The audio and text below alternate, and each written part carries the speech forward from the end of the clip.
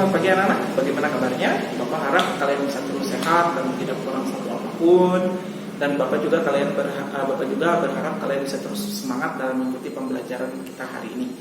Namun sebelum kita masuk ke pembelajaran, Bapak ingatkan kembali, di minggu yang lalu Bapak melihat ada beberapa di antara kalian yang sama sekali tidak mengecek pembelajaran Bapak. Jadi tolong ini diperhatikan. Bapak akan merasa dihargai dan juga Bapak akan menghargai kalian apabila kalian juga mengikuti pembelajaran ini dengan baik.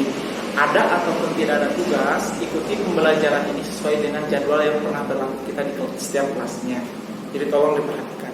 Hari ini kita akan masih mempelajari mengenai upaya mempertahankan kemerdekaan Indonesia, terutama dalam upaya mengangkat senjata, upaya perang melawan sekutu. Hari ini kita akan mempelajari dua peristiwa pertempuran yang pernah terjadi di Priangan. Maka hari ini Bapak akan mengambil judul Priangan Melawan. Nah, di dalam materi ini kita akan mengambil dua peristiwa, yakni peristiwa Bojong Kokosan dan peristiwa di Bandung, atau yang lebih dikenal dengan peristiwa Bandung Lautan Api. Baiklah, namun untuk membahas kedua peristiwa ini kita akan coba batasi dengan singkat, karena tidak mau terlalu panjang lagi penjelasan. Yang pertama mungkin kita harus melihat bagaimana latar belakangnya, yang kedua bagaimana proses perlawanannya, dan yang ketiga bagaimana dampaknya. Baik, tolong diperhatikan dengan baik. Oke, kita akan masuk ke pertempuran Bojong Kokosan. Pertempuran Bojong Kokosan itu diawali dari latar belakang mungkin sama dengan peristiwa-peristiwa yang sudah kita jelaskan di minggu yang lalu, yaitu sejak datangnya tentara sekutu ke Indonesia. Tentara sekutu itu datang bulan September ke Jakarta, dan tentara sekutu ini menginginkan berusaha untuk masuk dan membantu tentara sekutu yang sudah masuk lebih dahulu ke kota Bandung. Jadi anak-anak sebelum ke daerah Bojong Kokosan, sekutu ini mengirimkan bantuan dari Jakarta ke Bandung itu melalui jalur kereta dari Jakarta ke Cikampek, kemudian ke Bandung. Tapi jalur kereta ini tidak aman dan beberapa kali terjadi insiden dengan TKR yang berada di wilayah Cikampek. Maka sekutu harus memikirkan bagaimana cara mengirimkan bantuan ke Bandung untuk membantu tentara sekutu dan membantu tawanan-tawanan sekutu yang sudah ditawan oleh Jepang itu tanpa melewati jalur kereta. Bagaimana caranya? Maka mereka mencari cara, tidak lain tidak bukan adalah harus melewati dengan jalan darat melalui kendaraan darat. Inilah bentuknya. Dari Bogor, Cibadak, Cianjur, Padalarang, dan Bandung harus melewati jalur darat menggunakan mobil. Nah, namun anak-anak, pertama, ketika mereka berusaha untuk mengirimkan bantuan, mereka seharusnya itu bisa dijaga oleh tentara TKR kita, oleh tentara keselamatan rakyat kita. Namun beberapa kali sekutu ini malah bertindak arogan. Mereka tidak meminta izin kepada tentara kita, bahkan tidak mau dikawal. Bahkan ada dalam sebuah catatan menyebutkan kenapa tentara sekutu harus meminta izin kepada TKR. Padahal kan tentara sekutu itu, tentara sekutu itu adalah pihak yang menang dalam Perang Dunia Kedua. Dan ini membuat tentara sekutu ini tidak dihargai oleh tentara kita, tidak disukai. Kedua, ternyata diketahui bahwa tentara sekutu ini diboncengi oleh Nika. Jadi Nika ini adalah tentara Belanda, seolah yang bertujuan ingin mendirikan kembali kekuasaan di Indonesia. Inilah yang membuat tentara kita ini di berbagai macam daerah ini kecewa dengan sekutu, bahkan tidak percayai dengan sekutu. Nah, maka dalam peristiwa ini Bojong Kokosan, ketika konvoi iringan konvoi sekutu yang masuk dari Bogor ke Cibadak mau ke Sukabumi dan ke Bandung ini, yang sepanjang 11 km ini, mereka berusaha untuk masuk ke kota Sukabumi. Namun ternyata di wilayah ini antara Cibadak dan Sukabumi ada sebuah wilayah yang disebut dengan Bojong Kokosan. Wilayahnya itu sempit, berkelok-kelok, kiri kanannya itu bukit, dan ternyata ketika pasukan sekutu datang ke sini, sebuah penyergapan sudah direncanakan oleh seorang pemimpin TKR di Sukabumi yang bernama Edi Sukardi. Edi Sukardi mengumpulkan seluruh elemen masyarakat Sukabumi, dimulai dari tentara, laskar-laskar pemuda, laskar Hizbullah, bahkan masyarakat ibu-ibu bapak-bapak dengan senjata seadanya pun ikut dalam menyergap sekutu.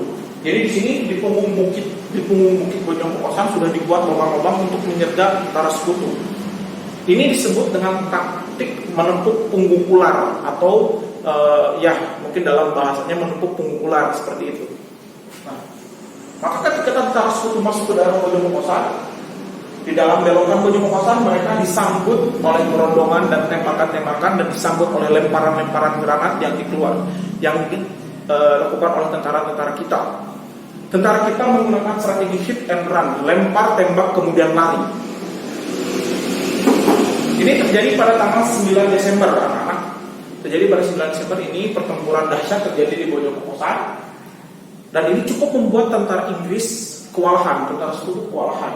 Maka esok hari tanggal 10 Desember, tentara Inggris membalasnya dengan cara membombardir kota Sukabumi menggunakan pesawat udara. Namun ternyata pembombardiran Inggris di Sukabumi ini justru banyak menimbulkan korban di kalangan sipil, bukan kalangan militer. Justru membuat tentara kita jauh lebih marah terhadap sekutu, dan pertempuran terus berlanjut hingga tanggal 12 Desember mereka bersepakat untuk gencatan senjata. Meskipun kalian lihat di sini ada yang terjadi juga pada bulan Maret di Bonyokosan, namun di Maret 1946 ini sering disebut dengan peristiwa serangan umum kota Sukabumi. Kita tidak akan menjelaskan itu. Jadi yang Bapak jelaskan hanya yang 9 Desember sampai 12 Desember saja. Nah, di bawah Kolonel Letkol Edi Sukardi, tentara TKR Indonesia ini dengan strategi gerilya berhasil untuk menahan tentara sekutu yang mencoba masuk ke Sukabumi dengan tujuan menuju ke Bandung. Nah, anak-anak, di sini arti pentingnya Bonyokosan sebagai sebuah dampak apa yang ditemukan Bonyokosan ini adalah pertempuran Bonyokosan ini berhasil menghambat jalur masuk logistik dan bantuan sekutu dari Jakarta menuju Bandung. Dan yang kedua, sukses membuat pasukan sekutu compang-camping tidak utuh. Maka ketika mereka keluar dari Sukabumi dan menuju ke Bandung, pasukan sekutu ini sudah tidak lagi komplit. Sudah banyak pasukan sekutu yang sudah meninggal, bahkan juga sudah lari kembali ke Jakarta. Itu ya anak-anak Bonyokosan. Singkatnya, pertempuran Bonyokosan adalah peristiwa TKR, masyarakat Sukabumi dan TKR dan laskar-laskar pemuda yang berusaha untuk menyergap iringan-iringan konvoi bantuan dari tentara sekutu yang menuju Bandung. Itu intinya. Nah, kemudian kita akan langsung masuk ke pertempuran atau peristiwa di Bandung. Nah, kita akan melihat bagaimana latar belakangnya dulu.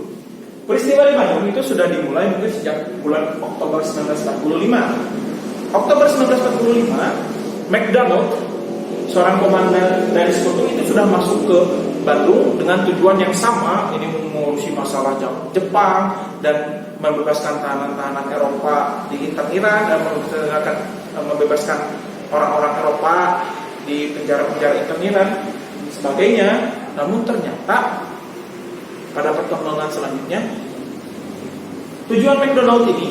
tugas McDonald ini banyak mengalami perubahan atau melaksanakan tugas di luar koridor tugasnya. Jadi McDonald ini pada bulan Oktober datang, dan pada bulan akhir November, McDonald mengirimkan ultimatum kepada masyarakat Bandung yang isinya adalah meminta kepada penduduk Bandung untuk mengosongkan Bandung Utara. Loh, awalnya sekutu datang dengan baik, diterima dengan baik oleh masyarakat kita. Ketika mereka meminta ultimatum mengosongkan Bandung Utara, loh, banyak orang-orang Bandung dan tentara Bandung, loh, kok Inggris seperti ini? Ini tanah kita, ini wilayah kita, kenapa kita harus menyerahkannya kepada Inggris? Maka ultimatum untuk mengosongkan kota Bandung Utara ini tidak diterima dan tidak digubris oleh masyarakat, oleh tentara kita. Maka dimulai dari inilah pada kemudian hari muncul peristiwa-peristiwa antara tentara dan pemuda kita melawan tentara Inggris. Sebelum terjadinya Bandung Lautan Api, mungkin kalian sudah pernah mendengar peristiwa pertempuran di Jalan Garuda dan peristiwa pertempuran di Lengkong dan sebagainya. Dan anak-anak, berselang beberapa bulan kemudian, nah inilah puncaknya peristiwa Bandung Lautan Api. Bandung Lautan Api itu dimulai ketika pada tanggal 21 Maret satu buah pesawat Inggris berada di langit Bandung, kemudian menurunkan selebaran yang berisi ultimatum. Ini merupakan ultimatum kedua yang isinya adalah meminta kepada seluruh penduduk dan tentara dari Indonesia harus mengosongkan kota Bandung. dengan batas waktu tanggal 24 Maret jam 12 malam. Itulah isi ultimatumnya anak-anak. 24 Maret pukul 12 malam. Jika tidak, pasukan sekutu akan menyerang kota Bandung.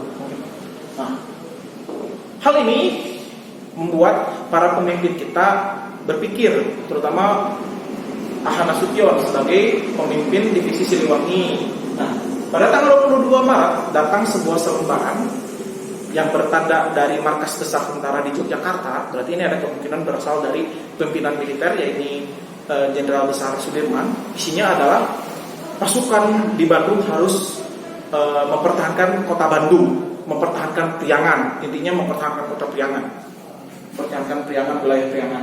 Nah, pada tanggal yang sama juga Nasution pergi ke Jakarta untuk menemui Syahrir dan bertanya apakah yang seharusnya dilakukan. Kalau tadi kata markas besar tentara mah harus dipertahankan, Priangan harus dipertahankan, sementara kata Syahrir, tentara Bandung, tentara yang di Bandung dan penduduk Bandung harus menurut, harus mangut kepada apa ultimatum sekutu. Loh, ini berbanding terbalik. Ini sudah kelihatan ya anak-anaknya bagaimana tokoh sipil dan militer itu saling berbeda pendapat. Yang satu mau mempertahankan, yang satu mah nurut aja. Mungkin dalam sisi lain Syahrir memiliki alasan penting. Pertama, mungkin Syahrir melihat kekuatan militer kita jauh di bawah Inggris, jadi kita tidak sulit untuk menang. Nah, yang kedua, semakin kita sulit menuruti sekutu, maka pandangan sekutu terhadap kita juga semakin jelek. Nantinya akan berdampak kepada perundingan kita dengan Belanda. Maka masyarakat Indonesia harusnya memiliki sikap baik supaya bisa dinilai baik oleh sekutu, karena sekutu itu menjalankan tugas internasional. Mungkin itulah alasan dari Syahrir. Nah, maka Nasution tanggal 23 Maret pulang ke Bandung dan mengadakan rapat dengan anak buahnya di sekitar Jalan Kematian. Apa yang harusnya dilakukan? Dan Nasution memerintahkan sesuai dengan instruksi dari Syahrir, yaitu kita harus mengosongkan kota Bandung. Dan ternyata ketika rapat tersebut banyak orang-orang dari kalangan militer yang berada di Bandung, dari laskar-laskar, yang justru tidak sepaham dan tidak setuju dengan perintah Syahrir maupun Nasution. Banyak dari mereka yang keluar rapat, meletakkan jabatannya, dan kemudian melakukan tindakan-tindakan sendiri. Namun pada rapat ini muncul sebuah solusi, ya ini adalah kita memang akan mengikuti perintah Syahrir untuk mengosongkan kota Bandung, tapi kita harus membakar terlebih dahulu sebelum kita pergi, membakar terlebih dahulu Bandung sebelum kita pergi, seperti itu. Ya. Jadi kita akan melaksanakannya, tapi kita juga akan bakar dulu Bandung. Daripada Bandung ini kita serahkan kepada sekutu, maka kita harus bakar terlebih dahulu. Hal ini mungkin didasari dari tujuan sekutu datang ke Bandung yang ingin mencoba menjadikan Bandung sebagai tempat pusat komando AKNE atau komando sekutu. Maka tentara kita ini sudah mengetahui tujuan itu, maka daripada bangunan di Bandung dipakai oleh mereka, mending kita bakar. Mungkin itulah yang ada di pemikiran mereka. Maka tanggal 24 Maret diinstruksikan 24 Maret dini hari kita harus melakukan pembakaran di Bandung. Tapi ternyata di lapangan tanggal 23 Maret pukul 9 malam pun sudah terjadi pembakaran-pembakaran, dimulai dari Bank Rakyat, menjalar ke Bancoy, ke Dago, menjalar ke Braga. Bahkan dalam sebuah catatan ada yang menyebutkan seorang pengungsi dari Bandung yang pergi ke Garut, kemudian dia menengok ke arah Bandung, itu dia melihat dari Cicadas sampai Cimindi ini sudah terbakar. Dan dialah yang pada kemudian hari menulis sebuah artikel di dalam koran. Awalnya dia akan mengambil judul Bandung Jadi Lautan Api, tapi karena kolom korannya itu sempit, maka dia singkat menjadi Bandung Lautan Api. Ya, dialah Aceh Bastaman, seorang wartawan yang menulis tentang peristiwa ini, sehingga membuat kita hari ini menyebut peristiwa yang terkenal ini dengan peristiwa Bandung Lautan Api. Ya, dengan puncaknya terjadi pada 24 Maret 1946. Kemudian ada juga peristiwa penting pada bulan Juli 1946, di mana mungkin kalian pernah mengenal tokoh Muhammad Toha. Dengan segala macam cara apapun, dia ingin meledakkan gudang mesiu yang terletak di Dayakolot yang digunakan oleh sekutu, meskipun itu pun harus membuat dia kehilangan nyawanya. Nah, karena kita bisa lihat jika pertempuran di Bandung ini tidak hanya sebuah, kita bisa melihat tidak hanya kita menjadi sebuah kebanggaan bagi kita, bagaimana beraninya sikap heroisme dari tentara-tentara kita, namun kita juga harus melihat bagaimana sikap pengorbanan, rela berkorban dari tentara maupun dari masyarakat Bandung yang rela mereka kehilangan rumah mereka, kehilangan kekayaan mereka, di tangan mereka sendiri dibakar, kemudian mereka harus lari dari tempat kelahiran mereka. Ini luar biasa ya anak-anak. Pertempuran Bandung Lautan Api memberikan dampak yang signifikan bagi Republik kita.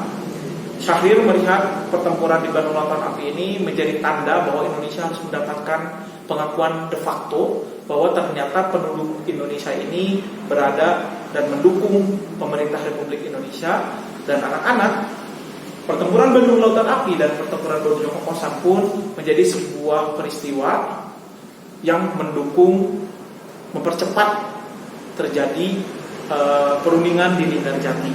Ya, itu saja mungkin anak-anak yang bisa Bapak sampaikan. Namun sebelum Bapak tutup, sampai hari ini kita juga bisa melihat tentang Bandung Lautan Api ini dari sebuah syairnya puisi W.S. Rendra. Mungkin kalian bisa cari sendiri. Lalu mungkin yang bisa kita lihat sampai hari ini buktinya apa pernah terjadi Bandung Lautan Api selain monumen yang pernah berdiri di Tegalega dan ada juga di Dayakolot. Tapi yang sederhana di Kota Bandung ada yang disebut dengan stilasi, anak-anak. Di Kota Bandung setidaknya ada 10 stilasi. Stilasi ini semacam seperti monumen peringatan, semacam prasasti di 10 lokasi berbeda di Kota Bandung, di sekitaran Kota Bandung, dan di mana itu stilasi berdiri sebagai penanda pernah terjadi peristiwa penting di wilayah tersebut. Tadinya kalau tidak libur, Bapak akan meminta kalian untuk menyelidiki di mana letak stilasi itu, karena ini unik ya anak-anak ya. Ada yang berdiri dan masih dirawat dengan baik, ada juga yang stilasinya itu berada di dalam rumah warga gitu ya. Tapi sudah tidak jadi karena tidak boleh. Jadi Bapak mungkin akan menyertakan artikel saja untuk kalian baca lebih lanjut. Itu saja yang bisa Bapak sampaikan. Mohon maaf jika tidak jelas. Bapak akan tunggu pertanyaan kalian dari Instagram, Line ataupun dari WhatsApp. Tetap semangat dan tetap sehat. Terima kasih atas waktunya.